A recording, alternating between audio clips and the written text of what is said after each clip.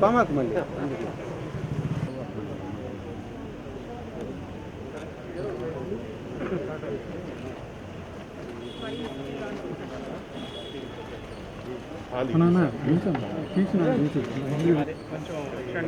వాస్తవరంగా చూసి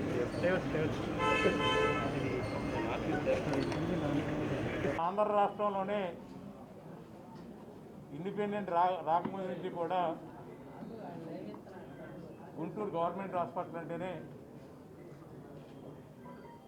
8 జిల్లాల నుంచి 9 జిల్లాల నుంచి పేషెంట్స్ ఇక్కడ రావటం, ఈరోజు కూడా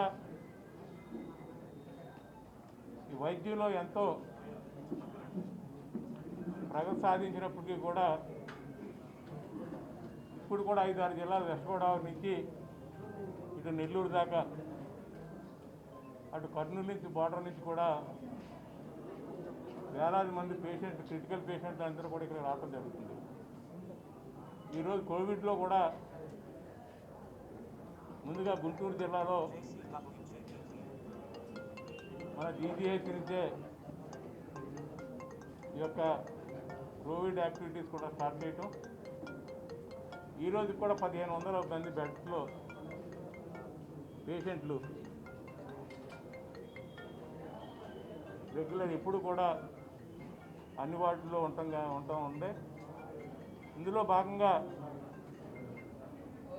ఎక్కువ మంది పేషెంట్స్ కూడా వచ్చే అటెండెంట్లు ఉంటారు. ఎవరైతే వచ్చే అటెండెంట్లు ఉంటారో మన ప్రభుత్వం తరఫున పేషెంట్స్కి మనం భోజనం పెట్టడం జరుగుతుంది. అటెండెంట్స్ కూడా వచ్చిన సహాయకులందరూ కూడా బయట హోటల్స్లో తినడం జరుగుతుంది. ఎక్కువగా మన హాస్పిటల్కి వచ్చే వాళ్ళందరూ కూడా గ్రామీణ ప్రాంతాల నుంచి కానీ పట్టణ ప్రాంతాల నుంచి ఉన్న అట్టడుగు వర్గాల వాళ్ళు ఎక్కువగా ఇక్కడ రావటం, ఆ టైంకి భోజనం కూడా దొరకని పరిస్థితుల్లో ఈ మధ్య కోవిడ్ వచ్చిన తర్వాత చాలా ఇబ్బంది పడుతున్నారు. ఇక్కడ దాన్ని ఆలోచన చేసి ఇక్కడ ప్రతి పేషెంట్ తాలూకు అటెండెంట్కి కూడా 2 పూట్ల భోజనం పెట్టాలనే సంకల్పంతో ఆలోచన చేయడం జరిగింది. తొందరలోనే ఇది 2 పూట్ల కూడా శుభ్రమైన భోజనం మార్నింగ్ 9 o'clock 10 గంటల కాడి నుంచి 2 దాకా మళ్ళీ సాయంకాలం 6 గంటల కాడి నుంచి 9 దాకా పూర్తి స్థాయిలో ఎవరైతే హాస్పిటల్ పేషెంట్ ఉంటారో ఆ పేషెంట్ కూడా వచ్చిన అటెండెంట్ కార్డు ఉన్న వాళ్ళందరికీ కూడా ఒకళ్ళున్నా ఇద్దరున్నా ఆ పేషెంట్ తాలూకు అటెండెంట్ కార్డు ఇస్తే ఆ కార్డు పట్టుకెళ్ళి అక్కడ భోజనం పెట్టే కార్యక్రమం శ్రీకారం చుట్టాలని గత 3-4 నెలల నుంచి ప్రయత్నం చేసాం. తొందరలోనే దాన్ని ఒక బిల్డింగ్ కూడా ఐడెంటిఫై చేసాం. అందులోనే ఒకేసారి 200 మంది నీలాగా సీటింగ్ ఏర్పాటు చేసి ఒక మంచి భోజనాన్ని, శుభ్రమైన భోజనాన్ని ఇవ్వాలనే ఉద్దేశంతో మేమందరం సంకల్పించడం జరిగింది. దీనిలో భాగంగా ముందుగా నేను దానికి కావాల్సిన ఏర్పాట్లన్నీ కూడా చేయడం కోసం నా పర్సనల్గా ₹1 కోటి దీనికి ఇచ్చి ముందు ఈ కార్యక్రమం మొదలుపెట్టాను. దానికి తర్వాత దాతలందరి సహకారంతో ఇది ఎవరో ఒక సంస్థకో ఒక వ్యక్తికో సంబంధం లేకుండా గుంటూరు పట్టణం అంటే ఇది వాణిజ్య కేంద్రం. ఇప్పటికీ ఎంతోమంది దాతలు దీని మీద పూర్వ విద్యార్థులు కానీ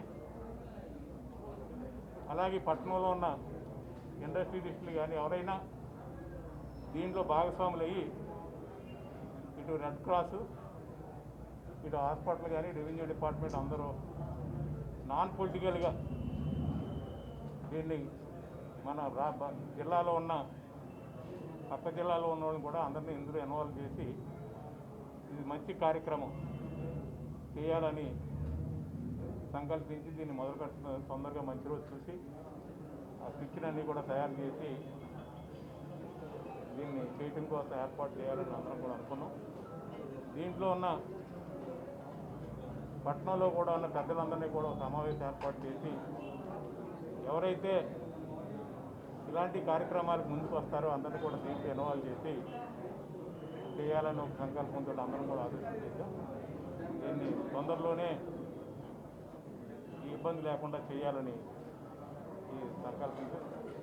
ఎంత తొందర వీలైతే అంత తొందరలోనే దీన్ని మొదలు పెట్టడానికి చేయడం జరుగుతుంది.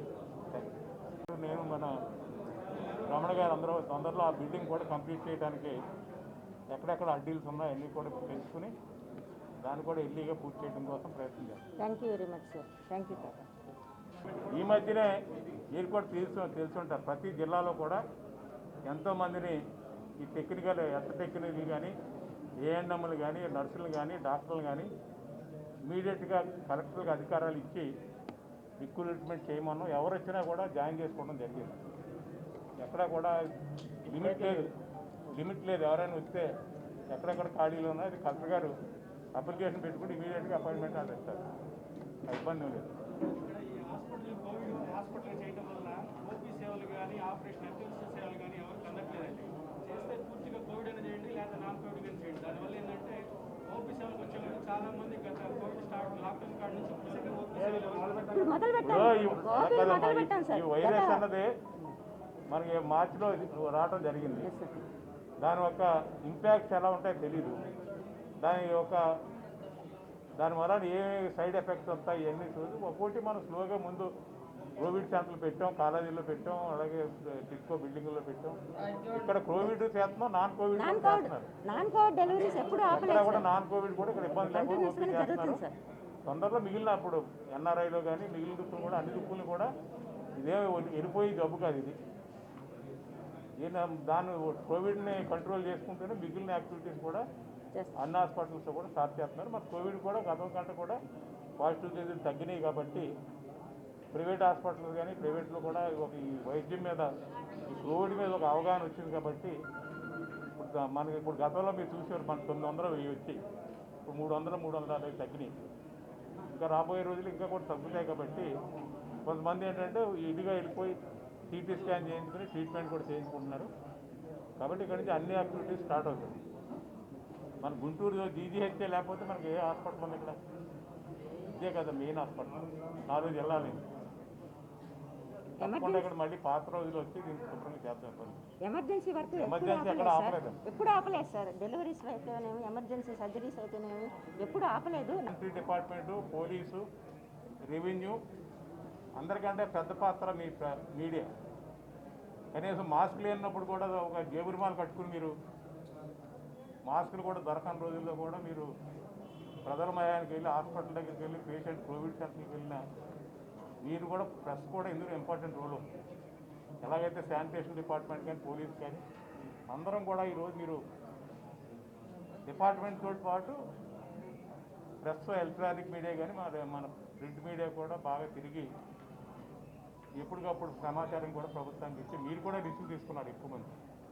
దానికి కూడా మనం గౌరవ ముఖ్యమంత్రి గారు తప్పకుండా ప్రెస్ను కూడా ఎక్కడన్నా ఇబ్బంది ఉంటే ఆదుకుందాం అని చెప్పారు. ఇంకొక విషయం సార్, కలెక్టర్ గారి చొరవతో నిరంతరాయంగా హాస్పిటల్ కరెంట్ రావడం కానీ ప్లస్ ఆక్సిజన్ పైప్ లైన్ రావడం కానీ అన్నీ జరిగింది సార్. ఇక్కడ వాటర్ సిస్టమ్ మాత్రం చాలా ఇబ్బందికరంగా ఉంటుంది. వాటిల్లో వాటర్ రావు, ఆపరేషన్ థియేటర్లో కూడా ఏందమ్మా అలాంటి ఏదైనా ఉంటే ఎక్కువ మైనారిటీస్